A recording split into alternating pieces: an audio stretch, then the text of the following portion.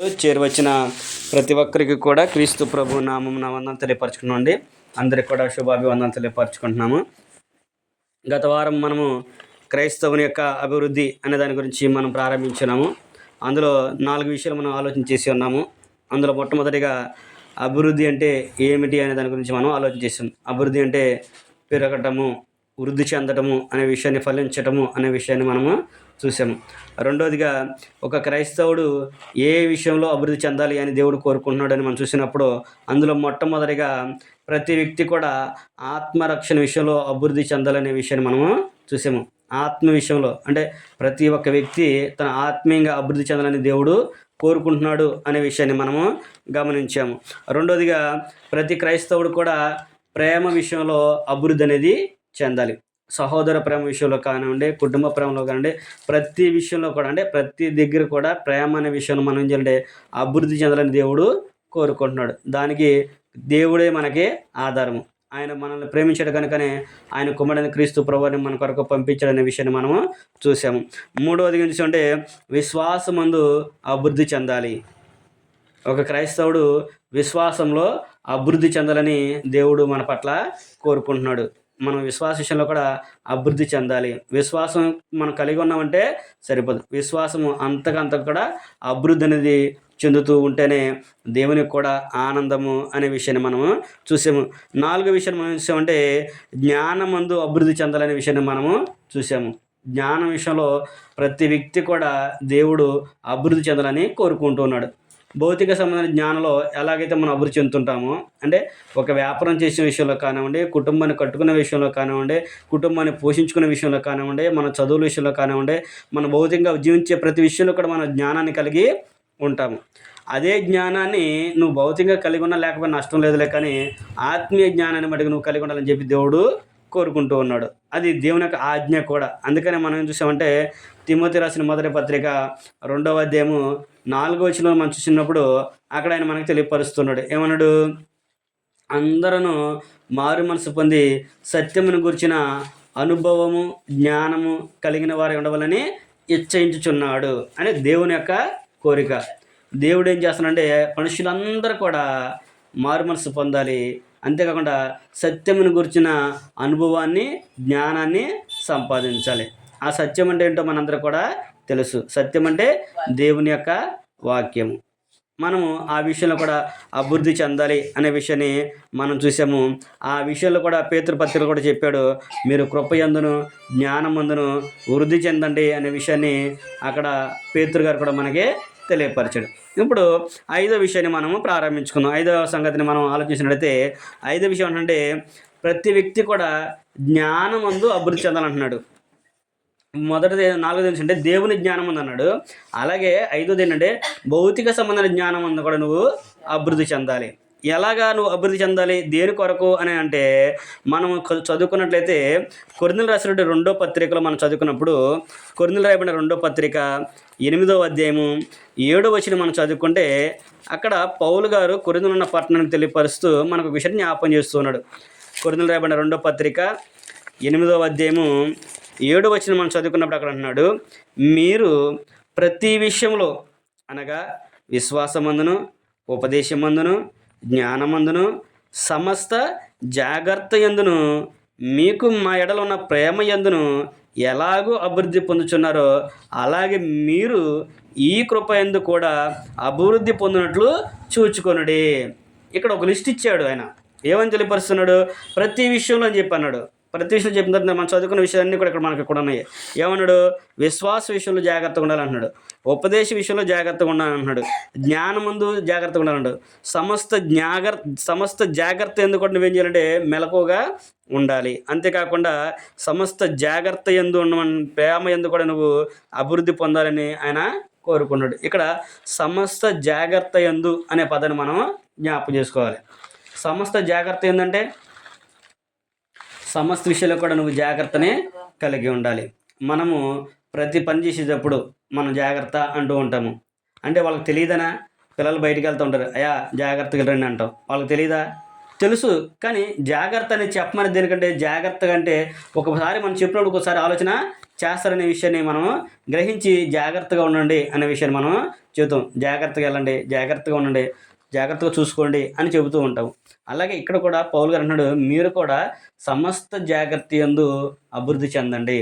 జాగ్రత్త విషయంలో కూడా ఎందుకు చెబుతున్నాడు అంటే, మనం చదువుకుంటే పేతురు పత్రిక మనం చదువుకుంటే అపవాది గర్జించు సింహం వలె ఎవరిని మృంగుదునా అని తిరుగుతూ ఉన్నాడు. పేతురు రాసిన పత్రికలో మనం చదువుకున్నప్పుడు ఆ విషయాన్ని మనకి జ్ఞాపకం చేస్తున్నాడు. పేతురు రాసిన మొదటి పత్రిక 5వ అధ్యాయము 8వ వచనం మనం చదువుకుంటే అక్కడ పేతురు గారు ఆ విషయాన్ని జ్ఞాపకం చేస్తున్నాడు. ఏం చేస్తున్నాడు, ఎందుకు జాగ్రత్తగా ఉండమన్నాడు అంటే 8వ వచనం మనం చదువుకుంటే, నిబ్బరమైన బుద్ధి గలవారై ఉండి మెలకువగా ఉండడి, మీ విరోధైన అపవాది గర్జించు సింహం వలె ఎవరిని మృంగుదునా అని వెదకుచు తిరుగుచున్నాడు. ఎందుకు జాగ్రత్తగా ఉన్నాడంటే, అపవాది ఒకడు ఉన్నాడు. నువ్వు భౌతిక సంబంధంగా వేరే వాళ్ళ గురించి ఆయన చెప్పట్లేదు, కానీ ఒక క్రైస్తవుడికి చెబుతూ ఉన్నాడు, దేవుని కుమారుడికి చెబుతున్నాడు, దేవుని కుమార్తెకు ఆయన చెబుతున్నాడు, మీరు సమస్త విషయాల్లో కూడా జాగ్రత్తగా ఉండండి. లేదనుకోండి, మనం కొన్ని సందర్భాల్లో అనవసరంగా పలానా వ్యక్తి నేను అడ్డం ఉండను అంటారు. కొంతమంది నేను అనవసరంగా మాట వేసాను అని అంటూ ఉంటాము. కొంతమంది మనం అంటే అనవసరం నేను అక్కడికి వెళ్ళాను అని అనుకుంటూ ఉంటారు. అందుకని ఏమంటే, మీరు జాగ్రత్తగా ఉండండి సమస్త విషయాల్లో కూడా. అటు దేవుని వాక్య విషయంలోనే కాదు, భౌతికమైన విషయాల్లోనే కాదు, అన్నిట్లో కూడా మీరు ఏం చేయాలంటే జాగ్రత్త కలిగి ఉండండి. ఎందుకంటే అపవాది గర్జించు సింహం వలె వాడు తిరుగుచున్నాడు. ఎవడు దొరుకుతాడా అని చెప్పేసి తిరుగుతూ ఉన్నాడు. అంటే దేవుని కుమారుడు, దేవుని కుమార్తె ఎక్కడ దొరుకుతారా అని చూస్తూ ఉంటాడు. మాటలో దొరుకుతాడా, లేకపోతే స్నేహంలో దొరుకుతాడా, ప్రేమలో దొరుకుతాడా, బంధంలో దొరుకుతాడా, ధనంలో దొరుకుతాడా, లేదంటే ఎవరి దగ్గర స్నేహితుల్లో దొరుకుతాడా అని వాడు ఎక్కడ దొరుకుతాడని ఎప్పుడు కూడా తిరుగుతూనే ఉంటూ ఉంటాడు. మన కడితే దేవుడు అంటే తెలియని వారి గురించి వాడు ఆలోచించాడు. మామూలుగా మతశాఖల గురించి వాడు ఆలోచించాడు. కానీ ఒక క్రైస్తవుడు సత్యాన్ని తెలుసుకున్నవాడు, దేవుని కుమారుడైన వాడు, దేవుని కుమార్తెలు ఎవరైతే ఉంటారో వాళ్ళ దగ్గరే వాడు ఉంటాడు. ఇప్పుడు మన మధ్యలో అపవాది ఉన్నాడు ఇక్కడ. ఇప్పుడు మన తండ్రి అయిన దేవుడు, ప్రభు అయిన క్రీస్తు వారు, పరిశుద్ధాత్మ ఎలాగైతే ఉంటారో అలాగే మన మధ్యలో అపవాది కూడా ఉన్నాడు. ఎందుకంటే ఎవడు దొరుకుతాడా అని చూస్తూ ఉంటాడు ఆయన. మన పైకి మనం అందరం చూస్తున్నట్టు కనిపిస్తున్నాం, కానీ మన హృదయ ఆలోచన ఎవరు తెలుసు, దేవునికి తెలుసు. అక్కడ అపవాది కూడా అనుకుంటూ ఉంటాడు, నువ్వు చెప్పరా బాబు, ఎన్ని చెప్పినా కానీ వాళ్ళు నా వాళ్ళు ఇట్ట వింటారు, ఇట్ట వదిలేస్తారు అనే ఆలోచన వాడు కలిగి ఉంటూ ఉంటాడు. అందుకనే మనం సమస్త విషయాల్లో కూడా జాగ్రత్త కలిగి ఉండాలి. సమస్త పనుల్లో కూడా మనం ఏం చేయాలంటే జాగ్రత్త కలిగి ఉండాలి అనే విషయాన్ని దేవుని యొక్క వాక్యం మనకి వివరిస్తుంది. కాబట్టి ఆలోచించేయండి, ప్రతి పని చేసేటప్పుడు, ప్రతి కార్యం తలపెట్టేటప్పుడు జాగ్రత్త అనేది వహించి మొదటిగా ప్రాధాన్యత దేవునికి ఇచ్చి ఆ కార్యాన్ని మనం జరిగించేవారిగా ఉండాలనే విషయాన్ని కూడా తెలియపరుస్తుంది. అలాగే 6వ విషయాన్ని మనం చూసినట్లయితే, దేవుని యొక్క ఉపదేశముల యందు అభివృద్ధి చెందాలి అనే విషయాన్ని చెబుతున్నాడు. అంటే ఉపదేశములు, దేవుని యొక్క మాటల యందు అభివృద్ధి చెందాలి అనే విషయాన్ని జ్ఞాపకం చేస్తున్నాడు. కీర్తన గ్రంథము 119వ అధ్యాయం మనం చదువుకున్నట్లయితే, కీర్తనల గ్రంథంలో మనం చూసినట్లయితే 119వ అధ్యాయము 86వ వచనం నుంచి మనం చదువుకుంటే అక్కడ కీర్తనాకారుడు కూడా ఒక విషయాన్ని మన జ్ఞాపకం చేస్తూ ఉన్నాడు. మనం చూసినట్లయితే కీర్తనల గ్రంథము 119వ అధ్యాయము 86వ వచనం నుంచి మనం చదువుకున్నప్పుడు, నీ ఆజ్ఞలన్నీ నమ్మదగినవి, పగవారు నిర్నిమిత్తముగా నన్ను తరుముచున్నారు, నాకు సహాయము చేయము, భూమి మీద ఉండకుండా వారు నన్ను నాశనము చేయుటకే కొంచెమే తప్పాను, అయితే నీ ఉపదేశములను నేను విడువకయున్నాను, నీవు నియమించిన శాసనమును నేను అనుసరించినట్లు నీ కృపచేత నన్ను బ్రతికింపుము. అక్కడ కీర్తనాకారుడు అంటూ ఉన్నాడు, నీ ఆజ్ఞలన్నీ కూడా నమ్మదగినవి, నువ్వేవైతే ఆజ్ఞించావో అవన్నీ కూడా నమ్మదగినవి. అంతేకాకుండా పగవారు నిర్నిమిత్తముగా నన్ను చంపవలనని తరుముచున్నారు. అయితే నువ్వు అన్నావు కదా, ఏం చేయప్పుడు దేవుని యొక్క వాక్యం ఉంటుంది. ఇక్కడ కీర్తనకుడు దావీదు గారు అంటున్నాడు, ఆయన నా పగవారిని తరుతున్నప్పుడు ఏంటంటే పగ తీర్చుట నా పనిని వాడిని వదిలిపెట్టేసి అంటాడు. క్రొత్త నిబంధనలు కూడా మనకు ప్రభు చెప్పుతుంది. కొత్త నిబంధనలు కూడా మనకు అది ఉంది. ఏంటి, నీకు ఎవడైనా నీ శత్రువు నీకు ఉంటే నిన్ను ఇబ్బంది పెడితే వాడి గురించి నువ్వు వదిలేసి అంటాడు. పగ తీర్చుట నా పని, ప్రతిఫలం ఇచ్చేది నేను, కాబట్టి నీ శత్రువు నీకు కీడు చేసినప్పుడు కూడా నువ్వు అతను విడిచిపెట్టేసి అతని కొరకు ప్రార్థన చేయమంటాడు. అదే విషయం ఇక్కడ దావీదు గారు కూడా, కీర్తనాకారుడు కూడా మనకు ఆ విషయాన్ని జ్ఞాపకం చేస్తున్నాడు. నిర్నిమిత్తం మనం తరుముచున్నప్పటికీ కూడా నాకు సహాయం చేసేది ఎవరంటే నువ్వే. నువ్వు తప్ప నాకు ఎవరో సహాయం చేయలేరు. అంతేకాకుండా భూమి మీద ఉండకుండా వారు నన్ను నాశనం చేయడానికి కొంచెమే తప్పెను. అంటే అతను చంపడానికి కొంచెమే ఎడం. ఉదాహరణకి సమూయేలు గ్రంథాలు మీరు చదువుకుంటే దావీదు గారిని చంపడానికి సౌలుకి వెర్రి పట్టిన దురాత్మ వచ్చినప్పుడు ఆయన వెర్రి మాటలు మాట్లాడుతున్నప్పుడు దావీదు గారు వెళ్ళి వేణు తిప్పేవాడు ఆయన, అది వాయిస్తూ ఉన్నాడు. దానికి ఆ సౌలుకి పట్టినది వదులుతూ ఉండేది. సౌలు గారు ఏమనుకున్న ఒక సందర్భంలో దావీదు నా ఎదుర్కొన్నాడు కాబట్టి ఈడని ఇసిరి ఒక్క దెబ్బతో అతన్ని గోడకేసి చంపేద్దాం అనుకుంటూ ఉంటాడు. మీరు సమూయేలు మొదటి గ్రంథం 14వ అధ్యాయం కూడా చదువుకుంటే అవన్నీ కూడా అక్కడ మనకి ఉంటాయి. అంటే ఆయనకి ఎంత క్షణమే, ఒక్క నిమిషం అంట ఆ సౌలు గారు ఇసరంగాల్ని దావీదు అలాగా తప్పుకొని పారిపోతారు అక్కడ నుంచి. అందుకని ఇక్కడ ఆయన కూడా అన్నాడు, నాకు నిమిషమే, కొద్దిగా గ్యాప్, నేను చావడానికి నన్ను భూమి నుంచి తుడిచిపెట్టాను, అంటే చంపడానికి కొద్దిగా గ్యాప్ ఉంది, అయినప్పటికీ కూడా నేనేమి చేయలేదు అనే విషయాన్ని అక్కడ చెబుతూ, అయితే నేను నీ ఉపదేశములను నేను ఎన్నడూ కూడా విడవలేదు, నీ వాక్యాన్ని నేను ఎప్పుడు కూడా విడిచిపెట్టలేదు, నీ మాటలు నేను ఎప్పుడు కూడా విడిచిపెట్టలేదు, నీ వాక్యము నా హృదయంలో ఉంది, అందుకని నేను అతను విడిచిపెట్టి నేను పారిపోయాను అనే విషయాన్ని చెబుతూ ఉంటాడు. అందుకని దేవుని యొక్క వాక్యం మన హృదయంలో జీవజల నదుల వలె పొంగి పారుతూ ఉండాలి అని అంటూ ఉంటాడు. హృదయంలో ఆయన మాటలు మన హృదయంలో ఉండంటే హృదయంలో పొంగి పొరులుతూ ఉండాలన్నమాట. నది వలె నీళ్లు పోతే అలాగే పొంగి పొరులుతూ ఉంటాయో అలాగే మనం హృదయం నుంచి దేవుని యొక్క వాక్యం అనేది వస్తూ ఉండాలి. హృదయం నిండిన దాన్ని బట్టి నోరు మాట్లాడుతుంది అనే విషయాన్ని దేవుని యొక్క వాక్యం మనకి చెబుతుంది. అందుకని మన హృదయం నిండా కూడా దేవుని మాటలు ఉన్నప్పుడు అవే మనకి జ్ఞాపకం వస్తుంది. అప్పుడు మనం కూడా దేవుని ఉపదేశాన్ని జాగ్రత్తగా వింటాము.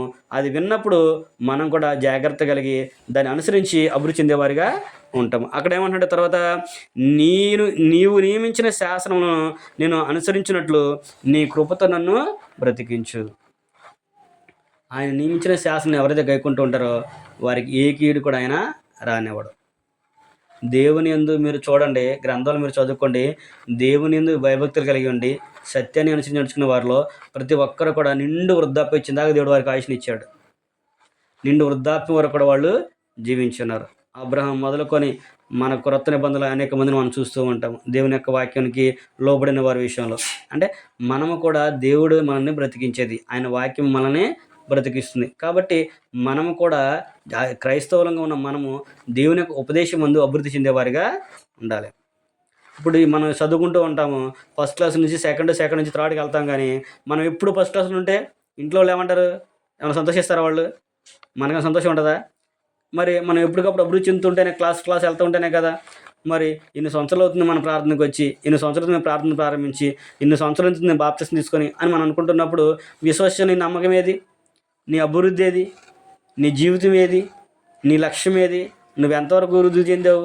మరి దేవుడు అదే కోరుకుంటున్నాడు. క్రైస్తవుని యొక్క అభివృద్ధి అంటే మరి దేవుడు కోరుకునేది కూడా అదే. ఇన్ని సంవత్సరాలు నేను బాప్తిసం తీసుకొని, ఇన్ని సంవత్సరాలు బాప్తిసం తీసుకొని, ఇదిగో నేను దేవుని యొక్క వాక్యాన్ని ధారాళంగా చదవగలను, లేదంటే నా ఎదురువారు నేను దేవుని వాక్యాన్ని ప్రకటన చేయగలను, నేను కీర్తనలు పాడతాను, లేదనుకో నేను వాక్యాన్ని ఇతరులకు ప్రకటించగలను. అంటే దినదినము కూడా అంతేకాదు, నా విశ్వాస నేను అభివృద్ధి చెందాను, నేను ఎన్ని కష్టం వచ్చినప్పుడు కూడా దేవుని విడిచిపెట్టను, నేను ఆరాధన క్రమాన్ని మాను, బైబిల్ తరగతులను మాను, నాకు ఎక్కడ వాక్యం ఉంటే అక్కడ నేను వెళ్తూ ఉంటాను, సత్యవాక్యం నేర్చుకోవడానికి అవసరమైతే నేర్పించడానికి కూడా వెళ్తాను.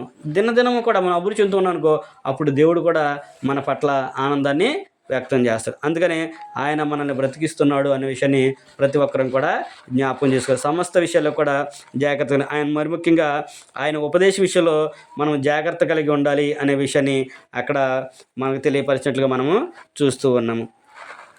7వ విషయాన్ని మనం చూసినట్లయితే దాతృత్వ విషయంలో కూడా ఒక క్రైస్తవుడు అభివృద్ధి అనేది చెందాలి. దాతృత్వాన్ని గురించి మనం ఆలోచించుకున్నప్పుడు కొరింథీయులకు రాసినటువంటి 2వ పత్రిక 8వ అధ్యాయంలో మనం చదువుకుంటే అక్కడ మాసిదోనియా సంఘం వారి గురించి పౌలు గారు చెబుతూ ఉంటాడు. కొరింథీయులకు రాసిన 2వ పత్రిక 8వ అధ్యాయము 1వ వచనం గురించి మనం చదువుకుంటే పౌలు గారు మాసిదోనియా సంఘాన్ని గురించి చెబుతూ ఆయన ఏమంటూ ఉన్నాడు అనే విషయాన్ని ఇక్కడ మనం ఒకసారి ఆలోచించేద్దాము. కొరింథీయులకు రాసిన 2వ పత్రిక 8వ అధ్యాయము 1వ వచనం కాడ నుంచి 6వ వచనం వరకు మనం చదువుకుందాము. సహోదరులారా, మాసిదోనియా సంఘమునకు అనుగ్రహింపబడిన దేవుని కృపను గూర్చి మీకు తెలియజేయుచున్నాము. ఎలాగనగా వారు బహుశ్రమల వలన పరీక్షింపబడగా అత్యధికంగా సంతోషించిరి. మరియు వారు నిరుపేదలైనను వారి దాతృత్వము బహుగా విస్తరించెను. ఈ కృప విషయంలోనూ పరిశుద్ధుల కొరకైన పరిచర్యలో పాలు పొందు విషయంలోనూ మనపూర్వకంగా మమ్మను వేడుకొనుచు వారు తమ సామర్థ్యము కొలదియే గాక సామర్థ్యం కంటే ఎక్కువగాను తమంతట తామే ఇచ్చిరని మీకు సాక్ష్యం ఇచ్చుచున్నాను. ఇదియుగాక మొదట ప్రభువునకును దేవుని చిత్తం వలన మాకును తమను తామే అప్పగించుకొనిరని ఇంతగా చేయుదురని మేము అనుకొనలేదు. కావున తీతు ఈ కృపను ఎలాగూ పూర్వం మొదలుపెట్టెనో అలాగూ దానిని మీలో సంపూర్ణము చేయమని మేము అతని వేడుకుంటుమి అనే విషయాన్ని చెబుతున్నాడు. అంటే ఒక వ్యక్తి దాన్ని ప్రారంభించి దాన్ని కొనసాగించాడు. మీరు కూడా దాన్ని మీలో సంపూర్ణంగా నెరవేర్చండి. వారు నిరుపేదలైనను వాళ్ళు దాతత్వం బహుగా విస్తరించింది. అక్కడ పౌలు గారు అంటున్నాడు, వారు మమ్మల్ని బ్రతిమాలి మరి ఇచ్చాడు అంటున్నాడు ఆయన. ఇప్పుడు వాస్తవానికి మనం చూసినప్పుడు కొన్ని సందర్భంలో సేవకులకు వెళ్ళినప్పుడు కొంతమంది పేదవాళ్ళు వచ్చి ముసలోళ్ళు వచ్చి వాళ్ళు పెన్షన్లో దగ్గర నుంచి కానీ లేకపోతే వాళ్ళ దగ్గర ఉన్నాయి ఒక 10 20 అంటే వాళ్ళ తోచినంత ఇచ్చి ప్రార్థించుకుంటూ ఉంటారు. వాళ్ళకి దగ్గర తీసుకోవడానికి మేము అంటే మనం ఏం చేస్తాము, ముసలిగా మేము మీకు ఇవ్వాలి కదమ్మా అని చెప్పి మనం ఏం చేస్తామంటే సేవకులకి మేము ఏంటంటే మీరు తీసుకోండి అమ్మా అని చెప్పేసి ఇస్తూ ఉంటాము. ఇక్కడ ఆయన అంటున్నాడు అదే విషయాన్ని వారు నిరుపేదలైనప్పటికీ కూడా వాళ్ళ దగ్గర ఏం లేదు, వారు పని చేసుకుంటేనే తినేది, కానీ వాళ్ళు దాతృత్వం బహుగా విస్తరించింది అన్నాడు. మేము వద్దనంటే వాళ్ళు మమ్మల్ని బ్రతిమాలి మరీ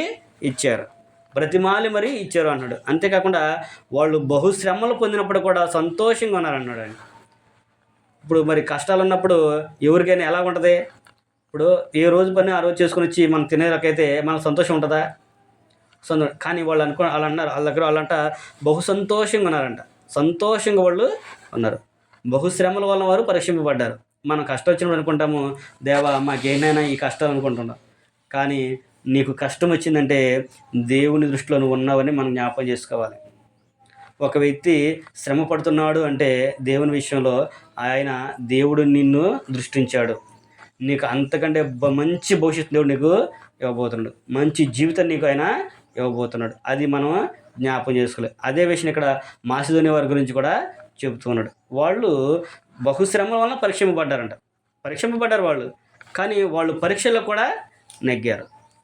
మరి ఈ రోజున మనం నెగ్గలుగుతున్నామా? మనం నెగ్గలేకపోతున్నాం. ఎందుకంటే మనకి అక్కడ ఆయన తీతు నడిపించాడంట, తీతు ప్రారంభించాడు అక్కడ అని అంటున్నాడు.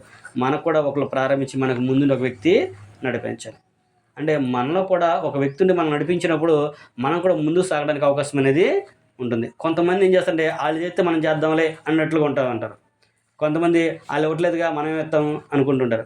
ఎవరో ఒకడు ప్రారంభిస్తేనే అది ముందుకనేది సాగిద్ది. అది ఇక్కడ ఆయన కూడా మనకి తెలియపరచు. కాబట్టి మనం కూడా ఇచ్చే విషయంలో కూడా అభివృద్ధి అనేది చెందాలి. అందుకనే మనం ఎప్పుడు చదువుకుంటాంగా కొంచెంగా విత్తేవాడు కొంచెంగా కోస్తాడు, బహుగా విత్తేవాడు బహుగా పంట కోస్తాడు. అంతేకాకుండా మల్లాకి గ్రంథంలో కూడా చెబుతుంటాడు, నా సన్నిధిలోకి రావాల్సిన రాబడిని మీరు తేట్లేదు కాబట్టి నేను మీకు ఇవ్వట్లేదు. ముందుగా నాకు ఇచ్చి నన్ను శోధించిన వాడు ఎవడో అని అంటాడు. ముందుగా ఆయనకి ఇచ్చి శోధించింది ఎవరో? ముందుగా మనకు వచ్చిన దాంట్లో ముందుగా ఆయనకి ఇచ్చి ఆయన మనం శోధిస్తే ఆయన అంటాడు, ఆకాశపు తోళ్ళు విప్పి పట్టజాలంత విస్తారమైన దేవుని మీకు కురిపిస్తానంటాడు. ముందుగా ఆయనకి ఇచ్చి మనం శోధించాలి. ప్రతి పనిలో కూడా చాలామంది ఏం చేస్తారంటే కానుకలు వచ్చేసరికి చెబుతుంటే చాలామంది వీళ్ళు మొదలుపెట్టారా బాబాయ్ అనుకుంటుంటారు. అసలు చెప్పపోతే ఎలాగా? పౌలు గారు అంటూ ఉంటాడు కదా, నాకు కొదువై ఉంది నేను చెప్పట్లేదు, కానీ మీ లెక్కకు విస్తారమైన ఫలము రావాలని నేను మీకు చెబుతున్నాను అంటాడు. మీ లెక్కకు విస్తారమైన ఫలం రావాలంటే మీరు కూడా, ఇప్పుడు మీరే కాదు మీతో పాటు నేను కూడా, మనం అందరం కూడా ఇచ్చేవారిగా ఉండాలి. మీ దగ్గర నేర్చుకుంటాం కదా, సంఘం దగ్గర నేర్చుకుంటాం కదా, నేను కూడా ఇతరులకు ఇచ్చేవాళ్ళుగా ఉండాలి. మనం ఎప్పుడైతే అలా ఇస్తూ ఉంటామో అప్పుడు దేవుడు కూడా మనల్ని అభివృద్ధి అనేది పరుస్తూ ఉంటాడు. మనం కూడా అభివృద్ధి అనేది చెందుతూ ఉంటాము. దేవుడు అలా చేయబట్టే దాన్ని అనేకులు ప్రారంభించబట్టే ఈనాడు క్రైస్తవము భారతదేశానికి వచ్చింది. భారతదేశంలో ఇంతమంది సేవకులు సువార్తనే ప్రకటన చేస్తూ ఉన్నారు. కాబట్టి మనం కూడా ఆలోచన చేసి మనం కూడా జ్ఞానం విషయంలోనూ అలాగే ఉపదేశం విషయంలోనూ అలాగే మనము దాతృత్వం విషయంలో కూడా అభివృద్ధి చెందాలనే విషయాన్ని దేవుని యొక్క వాక్యం మనకు తెలియపరిచినట్లుగా మనం కూడా ఆలోచన కలిగి ఉండాలి. యాకోబు పత్రికలో మనం చదువుకున్నట్లయితే యాకోబు గారు కూడా ఒక విషయాన్ని జ్ఞాపం చేస్తూ ఉన్నాడు. మనం దీనికి సంబంధించి ఒక విషయం చదువుకుంటే యాకోబు పత్రిక 1వ అధ్యాయము 2-3 వచనం కనుక మనం చదువుకున్నప్పుడు అక్కడ యాకోబు గారు ఏం చెబుతూ ఉన్నాడంటే, యాకోబు పత్రిక 1వ అధ్యాయము 2-3 వచనం మనం చదువుకుంటే కలిసి ఉంటే 4వ వచనం వరకు, సహోదరులరా, మీ విశ్వాసమునకు కలుగు పరీక్ష ఓర్పును పుట్టించునని ఎరిగి మీరు నానా విధములైన శోధనలో పడినప్పుడు అది మహా ఆనందమని ఎంచుకోండి. మీరు సంపూర్ణులను అనునాంగులను ఏ విషయంలో నేను కుదువులేని వారిని ఉండునట్లు ఓర్పు తన క్రియలను కొనసాగింపనీయుడి. ఇక్కడ యాకోబు గారు కూడా అదే విషయాన్ని మనకి జ్ఞాపం చేస్తున్నాడు. ఏంటంట, మీ విశ్వాసానికి కలుగు పరీక్ష. మన విశ్వాసాన్ని కలిగే పరీక్ష ఏం చేస్తుందంటే ఓర్పును పుట్టించనని ఎరగాలి అంటూ ఉంటాడు. విశ్వాసానికి పరీక్ష లేకపోతే మనం దాన్ని నెగలం, మనకు తెలియదు అది. అందుకనే మనకి అనేక మందిని దేవుడు మాదిరిగా ఉంచాడు. విశ్వాసానికి కర్తలైన వారిని చాలామందిని మనకు ఉంచారు. ఓర్పుతో అనుకో, ఆ ఓర్పు ఏం చేస్తుందంటే మన క్రియల్ని సాధిస్తుంది, మనకి ధైర్యాన్ని చేకూరుస్తుంది. ఎంత ఓర్పు కలిగి ఉంటే అంత సహనాన్ని మనం కలిగి ఉంటాం, అంతగా మన పనిని మనం సాగించేవారిగా ఉంటాము అనే విషయాన్ని అక్కడ తెలియపరుస్తున్నాడు. ఓర్పును పుట్టించడం ఎరిగి నానా విధమైన శోధనలు పడినప్పుడు అది మహానందమని ఎంచుకోండి అన్నాడు. ఎప్పుడైతే నువ్వు శోధనలు పడతావో, నీ విశ్వాసానికి పరీక్ష ఎప్పుడైతే కలుగుతుందో అప్పుడు నువ్వు అంతకంత కూడా అభివృద్ధి చెందుతావు. మనం కింద చదువుకుంటూ వెళ్తే ఆయన ఆ విషయాలన్నీ కూడా చెబుతూ ఉంటాడు యాకోబు గారు. విశ్వాసానికి పరీక్ష అనేది ఎలా వస్తుందంటే, బంగారాన్ని కులుములు చేస్తేనే కదా అది సువర్ణం అయ్యేది, చక్కగా మనకు నచ్చినట్టుగా మలిసేది. అలా కాకపోతే దాన్ని మనలేం కదా. ఇప్పుడు బంగారం శుద్ధి ఉంటుంది, బిళ్ళలు ఉంటాయి, ఎంత శుద్ధులు వస్తాయి. దాన్ని తీసుకెళ్ళి ఏం చేసుకుంటాం మనం? దాన్ని తగినంత వేడిలో వేసి దాన్ని కరిగించితేనే మనకు ఇష్టం వచ్చిన ఆకారంలో దాన్ని మలుచుకుంటాం. అలాగే ఒక క్రైస్తవుడు కూడా శ్రమ పడ్డాడనుకో, ఆ శ్రమలో ఓర్పు కలిగి ఉన్నాడనుకో, ఆ శ్రమలో ఏం చేస్తామంటే మనం దేవునికి అనుకూలంగా మొలబడతాం, దేవునికి నచ్చినట్టుగా మనం తిరుగుతాం అన్నమాట. అప్పుడు దేవుడు కూడా మన పట్ల ఆనందాన్ని వ్యక్తం చేసి మనకు కావాల్సిన రెండింటి కూడా సమృద్ధిగా వేస్తాడు. నా కుమారుడు విశ్వాసంలో పరీక్షలో నెగ్గాడు. ఉదాహరణకి ఏబు గారిని మనం చూస్తాము. ఏబు గారు ఎంత ఓర్పు కలిగిన వ్యక్తి. శ్రమల విషయంలోకి వస్తే ఏబు గంటే ఎవరు ఎక్కువగా అనుభవించారు చెప్పండి? గ్రంథంలో ఎవరు కూడా ఆయన చూపించారు. క్రీస్తు ప్రభువారి దగ్గర మనకు వచ్చిన తర్వాత తెలిసింది, కానీ అంతకుముందు ఎవరున్నారు? ఏబే కదా. మీరు శ్రమలు అనుభవించినప్పుడు ఏబుని మీరు జ్ఞాపం చేసుకుంటే ఆయనకంటే మీరు ఎవరైనా ఎక్కువ జ్ఞాపం చేసుకుని ఎక్కువగా అనుభవిస్తారా? ఒక్కరోజే పిల్లలు మొత్తం చనిపోయారు, ఒక్కరోజే ఆస్తి మొత్తం పోయింది, ఒక్కరోజే భార్య కూడా విడిచిపెట్టింది, ఆరోగ్యం కూడా క్షీణించిపోయింది. ఒక దెబ్బతో మొత్తం అన్నీ ఒక దెబ్బతో పట్ట ఎగిరిపోతే ఎవరు ఉంటారా? ఎన్ని మాటలు అంటారో అసలు. అక్కడ దాకా ఎందుకు? ఎవరైనా ఒకళ్ళని కోల్పోతే మనం ఎన్ని మాటలు అనుకుంటాం, దేవుడే నాకు ఇంత అన్యాయం చేశాడని. కానీ ఏబు గారు ఏమాత్రం కూడా ఏమన్నాడు? యెహోవా ఇచ్చాడు, యెహోవా తీసుకొని పోయాడు, ఆయన నామానికే స్తుతి కలుగును గాక అన్నాడు. నేను దిగంబరిగా వచ్చాను, దిగంబరి కాడికి వెళ్తాను తప్ప నేనేమీ తీసుకొని పోలేను, కాబట్టి ఆయన ఇచ్చాడు, ఆయనకే స్తుతి కలుగును గాక అని చెప్పాను. అందుకనే అనేక సందర్భాల్లో ఏబు గారిని కూడా మనకి జ్ఞాపకం చేస్తుంటారు. మనము కూడా అభివృద్ధి చెందే విషయంలో చాలా జాగ్రత్త కలిగి ఉండాలి. విశ్వాసాన్ని కలుగు పరీక్షను ఓర్పును పుట్టిస్తుంది అని ఎరగాలి. అది ఏ విషయంలో ఆయన పరీక్షిస్తాడో మనకు తెలియదు. ఇప్పుడు యోబు గారిని విశ్వాస విషయంలో పరీక్షించాడు, కొంతమంది ధన విషయంలో పరీక్షిస్తాడు, కొంతమందిని భార్య విషయంలో పరీక్షిస్తాడు, కొంతమందిని పిల్లల విషయంలో పరీక్షిస్తాడు, కొంతమందిని వేరే విషయంలో ఆయన పరీక్షిస్తూ ఉంటాడు. ఇప్పుడు అన్నం చూస్తాం మనం. అన్నాన్ని దేని కొరకు పరీక్షించాడు? పిల్లల విషయంలో పరీక్షించాడు ఆయన. అన్ని సంవత్సరాలు ఆమె ఆగింది, వెయిట్ చేసేసింది, దేవుని కొరకు వేడుకుంది. తర్వాత దేవుని వేడుకున్నప్పుడు ఆమె ఎప్పుడు కావాలని అప్పటికి ఆయన ఇచ్చాడు. అబ్రహాం విషయం కూడా అంతే కదా. 100 సంవత్సరాలకు కానీ ఆయనకి కుమారుని ఆయన ఇవ్వలేదు. మరి అది పరీక్ష కదా ఆయనకి కూడా, ఆయనకి పరీక్షే కదా. ఇంకా అనేక మంది మనకు ఉన్నారు, క్రొత్త నిబంధన అనేక మంది ఉన్నారు. అననీయ సఫేర్లో ఉంటారు. అననీయ సఫేర్ని ధనం దగ్గర శోధించాడు, వాళ్ళు ఆ శోధనలో పడిపోయారు. కానీ పౌలు వీళ్ళు ప్రిస్కిలా వీళ్ళు ఉన్నారు, వాళ్ళు పడలేదు. అంటే ఎవరు పడతారో అపో తెలుసు కాబట్టి వాడు వాళ్ళని ట్యాచ్ చేస్తుంటాడు. అప్పుడే అలాగే దేవుడు కూడా మనల్ని ప్రతి విషయంలో కూడా పరీక్షిస్తారు. కనుక మనం ఆ పరీక్షలో నెగ్గేవారిగా ఉండాలనేది ఇక్కడ దేవుని యొక్క వాక్యం మనకి తెలియపరుస్తుంది. కాబట్టి దాతృత్వ విషయంలో కూడా మనం అభివృద్ధి చెందాలనేది మనము చూసాము. ఎనిమిదో విషయం మనం ఆలోచన చేసినప్పుడు, మనమందరం కూడా ఎవరైతే దేవుని అంగీకరించి క్రీస్తు సువార్తకు లోబడి క్రీస్తుని అంగీకరించామో మనమందరం కూడా క్రీస్తు వలె ఉండడానికి అభివృద్ధి అనేది చెందాలి. ప్రతి విషయంలో కూడా మనకి మాదిరి ఎవరంటే క్రీస్తు ప్రభువారు. మనకి అపోస్తుల మాదిరి, ఆదిమ సంఘం మాదిరి, అన్నిటికంటే ప్రాముఖ్యంగా క్రీస్తు ప్రభువారు మనకి మాదిరి.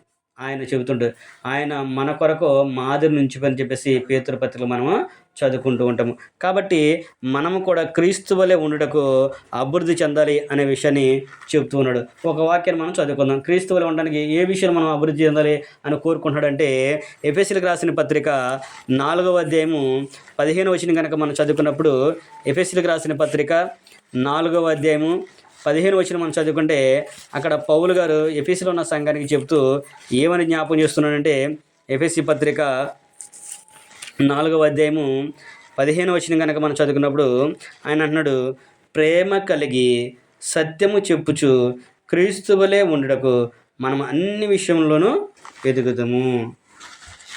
ఏమంటున్నాడు ఆయన? మనము ప్రేమ కలిగి సత్యము చెప్పడానికి అన్ని విషయంలో కూడా ఎదగాలి. మరి క్రీస్తు ప్రభువు ఎంత ప్రేమతో చెప్పాడు ఆయన, ఎంత ఓర్పుతో చెప్పాడు ఆయన, ఎంత సహనంతో చెప్పాడు.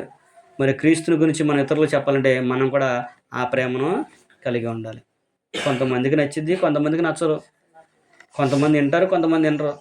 కానీ ఓర్పు కలిగి మనము దేవుని యొక్క ప్రేమను వారికి చూపించాలి. ఇక్కడ పౌలు గారు కూడా ఎఫెసీ సంఘానికి రాస్తూ ప్రేమ కలిగి సత్యము చెప్పుచు క్రీస్తు వలె ఉండడానికి మనం అన్ని విషయాల్లో కూడా ఎదగాలి. ఒక వ్యక్తి వాక్యాన్ని బోధిస్తున్నప్పుడు మన ఇంకా ఏలు చూపించే అవకాశాన్ని రానివ్వకూడదు. దేవుని వాక్య విషయంలో ఏలు చూపించేటట్లుగా మనం ప్రవర్తన అనేది ఉండకూడదు. భౌతికంగా కావాలని చూపించేవాళ్ళు చాలామంది ఉన్నారు. అవి పక్కన పెడితే దేవుని వాక్యానుసారంగా మనం నడిచే విధంగా మనము ఉండాలి. మన పట్ల ఎదుటి వ్యక్తి ఏలు చూపించేటట్లుగా ఉండకూడదు. అలాంటి ప్రవర్తన మనం కలిగి ఉండాలి. క్రీస్తును మాదిరిగా మనము చూపించాలి. ఒక వ్యక్తిని ప్రేమించే విషయంలో కానివ్వండి, గౌరవించే విషయంలో కానివ్వండి, అభిమానించే విషయంలో కానివ్వండి, ఏదైనా పనిచేసే విషయంలో కానివ్వండి, మనం అంటే క్రీస్తు ప్రభువుని మనం మాదిరిగా చూపించాలి. సహోదర ప్రేమ కలిగి నిలవరముగా ఉండనీయండి అనే విషయం చెప్పినట్లుగా మనము కూడా ప్రేమ కలిగి ఇతరులకు సత్యాన్ని చెప్పాలి. కసురుకుంటాను, తిట్టుకుంటాను, లేకపోతే గొనుగుతా మన సత్యం ఎవరు కూడా వినరు. మనం చాలామంది ఏం చేస్తామంటే బయట వాళ్ళకి బాగా చెబుతాం, కానీ కుటుంబ సభ్యులకు వచ్చేసరికి మనకి చిరాకు వచ్చేస్తుంది. ఎన్నిసార్లు చెప్పాలి, ఎన్ని రోజులు చెప్పాలి, మీకు ఎన్ని సంవత్సరాలు చెప్పాలి అన్నట్టుగా ఆలోచన చేస్తుంటాం. కానీ కుటుంబ సభ్యులు కూడా దాన్ని ఆలోచన చేసి గ్రహించాల్సిన అవసరం వాళ్ళకే ఉంది. కానీ మనము ఎక్కువగా క్రీస్తు వలె ప్రేమ కలిగి సత్యం చెప్పడానికి ఓర్పు కలిగి మనము ఉండాలి. అయ్యా అది కాదు, అమ్మ అది కాదు, తెలుసుకోండి, ఆలోచన చేయండి, గ్రహించండి. దేవుని వాక్యం మనకి ఇలా చెబుతుంది, మనం తెలుసుకోకపోతే ఎలాగా, రేపు మనకే కదా ప్రమాదం అనే విషయాన్ని ప్రేమతో మనము చెప్పాలి. కొన్ని సందర్భాల్లో ఎన్నిసార్లు చెప్పిన వాళ్ళు అందరండి మారండి అని అంటూ ఉంటారు. కానీ మారే అవకాశం వచ్చినప్పుడు దేవుడు వారిని మారుస్తాడు. కానీ మన వంతు ఏంటంటే మనము విత్తనం వేసిన వాళ్ళమే, విత్తనం వేసేవాళ్ళం మనమే. విత్తనం వేస్తే చాలు, దాన్ని వృద్ధి కలిగి చేసేది దేవుడు. నువ్వు విత్తనం వేసి ఉంచితే చాలు, ఆ విత్తనం ఏదో ఒక రోజున ఫలిస్తుంది. కానీ ఆ విత్తనం వేసే బాధ్యత మటుకి మనదే. ఆ విత్తనం వేసేటప్పుడు సరైన నేలలో మనము వేయాలి, సరైన సమయంలో ఆ విత్తనాన్ని మనము వేయాలి, సరైన నేల మీద వేయాలి, సరైన రీతిలో దాన్ని వేయాలి. సమయోచితంగా చూసి వాళ్ళకి చక్కగా దేవుని యొక్క మాటలు చెప్పినప్పుడు వాళ్ళ హృదయంలో దాన్ని నాటబడేటట్లుగా మన ప్రవర్తన అనేది ఉండాలి. అందుకని పౌలు గారు అంటున్నాడు, ప్రేమ కలిగి సత్యము చెప్పుచు క్రీస్తు వలె ఉండడానికి మనం అన్ని విషయంలో కూడా ఎదుగుదుము అనే విషయాన్ని అక్కడ ఆయన మనకి తెలియపరుస్తున్నాడు. చివరిగా 9వ విషయాన్ని మనం ఆలోచన చేసినప్పుడు దేవుని కృపయందు అభివృద్ధి చెందాలి. దేవుని కృపను పొందుకునే విషయంలో కూడా మనం ఏంటంటే అభివృద్ధిని చెందాలి అనే విషయాన్ని అక్కడ ఆయన మనకి తెలియపరుస్తున్నాడు. పేతురు రాసిన 2వ పత్రిక 3వ అధ్యాయము 18వ వచనం కనుక మనం చదువుకుంటే అక్కడ ఆయన చెబుతూ ఉన్నాడు. పేతురు రాసిన 2వ పత్రిక 3వ అధ్యాయము 18వ వచనం మనం చదువుకున్నప్పుడు పేతురు గారు కూడా ఆ విషయం మనకి జ్ఞాపకం చేస్తూ ఉన్నాడు. ఏమన్నాడంటే, మన ప్రభువును రక్షకుడునైన యేసుక్రీస్తు అనుగ్రహించు కృపయందును జ్ఞానమందును అభివృద్ధి పొందుడి. ఆయన ఇప్పుడును యుగాంత దినము వరకును మహిమ కలుగునుగాక ఆమేన్ అనే విషయాన్ని చెప్తున్నాడు. మనమందరం కూడా మన ప్రభు రక్షకుడైన యేసుక్రీస్తు అనుగ్రహించు కృపయందు జ్ఞానమందు ఏం చేయాలంట, అభివృద్ధి అనేది పొందాలి. దేవుని కృప లేకపోతే మనం ఈరోజు ఉండగలుగుతామా? దేవుని అనుగ్రహం లేకపోతే మనం ఈరోజు జీవించగలుగుతామా? దేవుని కృప ద్వారానే మన కుటుంబం అయినప్పటికీ, మనమైనప్పటికీ, మన పిల్లలైనప్పటికీ, భార్య అయినప్పటికీ, భర్త అయినప్పటికీ ప్రతిదీ కూడా ఆయన కృపే. ఈ రోజున ఈ స్థితిలో మనం ఉన్నామంటే అది దేవుని యొక్క కృప, ఆయన ప్రేమ. ఆయన కృప లేనిదే, ఆయన లేనిదే మనం ఏది కూడా సంపాదించుకోలేం. కానీ దీన్ని మనం ఏం చేయాలంటే అభివృద్ధి అనేది చేసుకోవాలి. దేవుడు నాకు ఇచ్చాడు కదా అని చెప్పేసి ఈ రోజు నేను దేని కొరకు మనము వాడకూడదు. దేవుడు ఇచ్చిందని దేవుని సమయం దేవుని కొరకు మనం కేటాయిస్తే ఆయన కృప మనము పొందుకుంటాం. కాబట్టి మనము దేవుని కృపను పొందుకునే వారిగా కూడా ఉండాలి అనే విషయాన్ని జ్ఞాపకం చేస్తున్నాం. ఇప్పటి వరకు కూడా క్రైస్తవుని యొక్క అభివృద్ధి అనే విషయాన్ని మనం ఆలోచన చేసాము. దేవుడు క్రైస్తవులందరినీ కూడా అభివృద్ధి చెందాలని కోరుకుంటున్నాడు. క్రైస్తవులందరూ కూడా ఏ విషయంలో అభివృద్ధి చెందాలని కోరుకుంటున్నాడంటే, మొదటిగా మనం చూస్తుంది ఆత్మరక్షణ విషయంలో ఎదగాలని, ప్రేమ విషయంలో అభివృద్ధి చెందాలి, విశ్వాసం ముందు అభివృద్ధి చెందాలి, దేవుని జ్ఞానం ముందు అభివృద్ధి చెందాలి, సమస్త జాగ్రత్త ముందు అభివృద్ధి చెందాలని, దేవుని ఉపదేశం ముందు అభివృద్ధి చెందాలని, దాతృత్వంలో అభివృద్ధి చెందాలని, క్రీస్తు వలె ఉండడానికి అభివృద్ధి చెందాలి. అలాగే చివరిగా దేవుని కృపయందు అభివృద్ధి చెందాలని ఆయన కోరుకుంటున్నట్లుగా గ్రంథం మనకి తెలియపరుస్తుంది. ఇప్పటి వరకు కూడా క్రైస్తవులు అభివృద్ధి చెందాలి, అభివృద్ధి చెందాలి, అభివృద్ధి చెందాలని దేవుడు కోరుకుంటున్నాడు. అభివృద్ధి చెందాలని దేవుడు దీవిస్తాను చూసాం కదా. మరి అభివృద్ధి చెందకపోతే ఏమైంది? ఇప్పుడు అభివృద్ధి చెందకపోతే ఏం చెబుతుంది? ఇప్పుడు చెట్టు వేసాము, చెట్టు మనం ఫలాల కోసం చూస్తున్నాము, అది ఫలాలు ఇప్పుడు ఏం చేస్తాం? మనం ఎంతకాలం చూస్తాం? అదే విషయాన్ని దేవుని యొక్క వాక్యం కూడా మనకి తెలియపరుస్తుంది. ముగింపుగా మనము యోహాను సువార్త 15వ అధ్యాయము 1వ వచనం గురించి మనం చదువుకున్నప్పుడు అక్కడ యోహాను గారు అంటే ప్రభువారు చెప్పిన సందర్భాన్ని అక్కడ మనం జ్ఞాపకం చేస్తున్నాం. యోహాను సువార్తలో ప్రభువారు స్వయంగా ఏం చెప్తున్నాడంటే, యోహాను సువార్త 15వ అధ్యాయము 1వ వచనం గురించి మనం చదువుకున్నప్పుడు అక్కడ ఏమంటున్నాడు? నేను నిజమైన ద్రాక్షవల్లిని, నా తండ్రి వ్యవసాయకుడు. నాలో ఫలింపని ప్రతి తీగను ఆయన తీసి పారవేను. ఫలించు ప్రతి తీగ మరి ఎక్కువగా ఫలింపవలని దానిలోని పనికిరాని తీగలను తీసివేయను. నేను మీతో చెప్పిన మాటను బట్టి మీరిప్పుడు పవిత్రులై ఉన్నారు. నా యందు నిలిచియుండుడి, మీ యందు నేనును నిలిచియుందును. తీగ ద్రాక్షలో నిలిచింటేనే కానీ తనంతట తాను ఎలాగో ఫలింపదో, అలాగే నా యందు నిలిచింటేనే కానీ మీరును ఫలింపరు. ద్రాక్షవల్లిని నేను, తీగలు మీరు.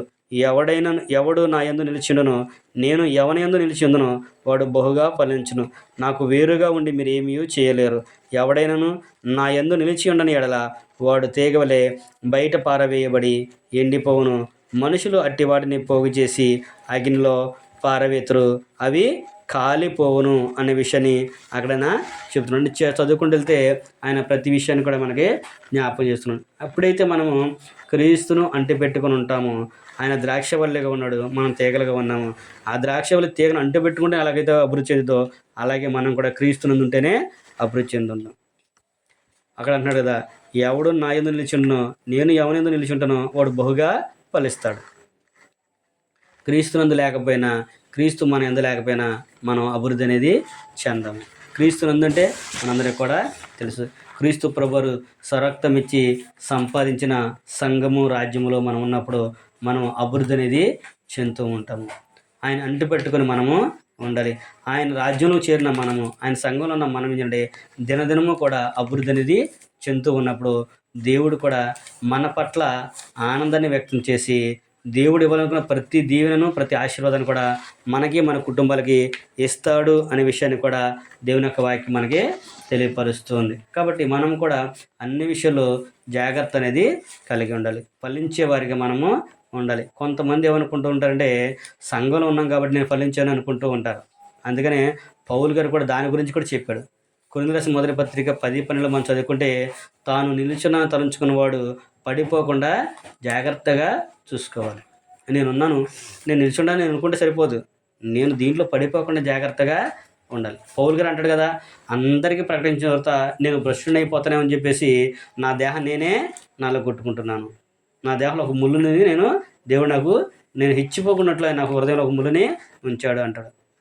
అలాగే మనం కూడా ఎంత తెలిసినప్పుడు కూడా అంత ఒదిగి అనేది ఉండాలి.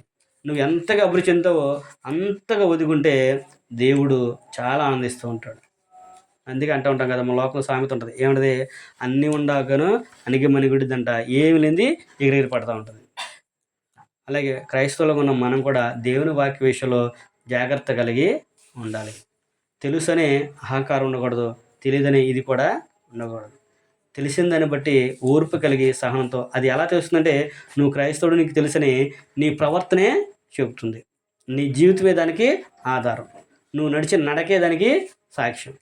కాబట్టి మనం నడిచే విధానాన్ని మనకి ఎంత వాక్యం తెలుసు అనేది మనకి తెలియపరుస్తుంది కనుక మనము అందరం కూడా క్రైస్తవులు ఉన్న మనందరం కూడా దేవుని పిల్లలు ఉన్న మనము అన్ని విషయాల్లో కూడా అభివృద్ధి చెందాలని దేవుడు కోరుకుంటున్నట్లుగా మనం అందరం కూడా అభివృద్ధి చెందాము. అలాగే అభివృద్ధి చెందడానికి మనం ప్రతి విషయంలో కూడా ప్రయత్నం చేద్దాము. దేవుని ప్రార్థించుకుందాము. మనం అందరం కూడా అభివృద్ధి చెంది దేవుని ప్రేమను పొందుకోవాలనే విషయాన్ని ప్రేమతో మీకు తెలియపరుస్తూ నాకు నేను తెలియపరచుకుంటూ ఈ మాటలందరితో ముగిస్తున్నాను. ఓపికతోనే మీ అందరూ కూడా ప్రభు నామమున వందనాలు తెలియపరచు. అందరికి కూడా వందనాలు.